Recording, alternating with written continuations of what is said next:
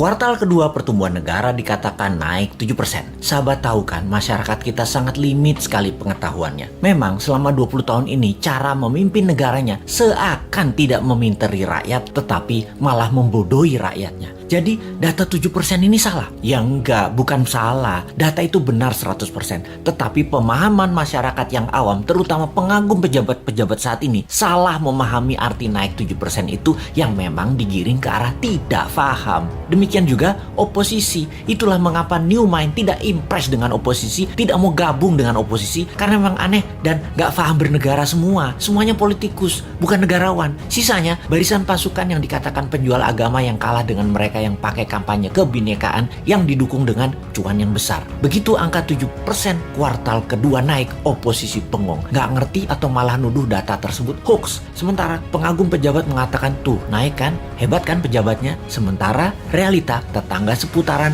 dan orang jauh sebelum PPKM sudah berat ekonominya. Sekarang lebih gak muter lagi, nambah sekarat, butuh oksigen. Kok gak ada yang naik? Begini melihatnya. Biar makin paham bahwa New Mind mencoba memberikan pemahaman cara cerdas bernegara. Naik 7% itu year on year. Paham? Nggak peduli. Gini kita ilustrasikan. Tahun lalu minusnya 1,9%. Tahun ini minusnya 1,7%. Naik dari minus 1,9% ke 1,7% itu naik sekian persen. Betul kan? Ya betul, naiknya begitu kira-kira. Bukan dari 1,9 minusnya total lompat plus 7%. Ya bukan begitu. Jadi data tidak salah. Cuman demi populerisme. Kayak artis gitu deh. Nggak boleh terlihat jelek. Jadi diambillah mengemasnya dari sisi positif. Itu tidak salah. Yang salah adalah pemahaman banyak orang yang terus dipolitisasi. Mangkel deh 20 tahun ini gak dewasa-dewasa juga bernegaranya. Lebih mangkel lagi, kenapa setiap masalah pejabat yang ditugaskan dia lagi.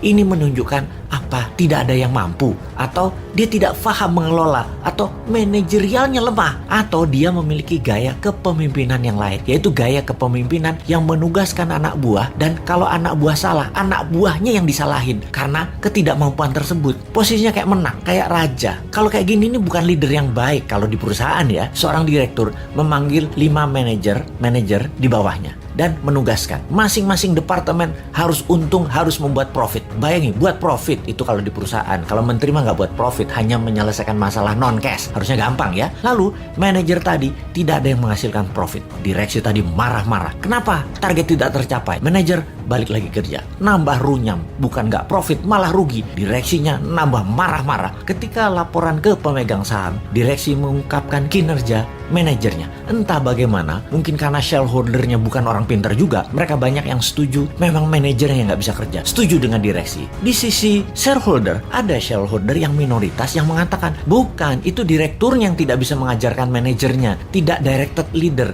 tidak berpengalaman bisnis multinasional. Memang dia yang tidak mampu.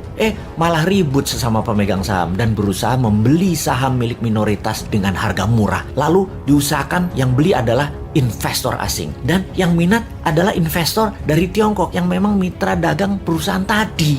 Sudahlah, itu hanya ilustrasi, capek kita balik ke pokok awal tadi. Lalu sektor mana yang naik? Sektor yang dipegang oligarki, yang memang hanya 3% mereka itu, tapi mengendalikan 70% ekonomi. Wis, ngerti ya ilustrasinya ya? Sudah, sana berantem lagi. New Mind mah nonton aja, abis kita dianggap wong bodoh, padahal bodoh beneran.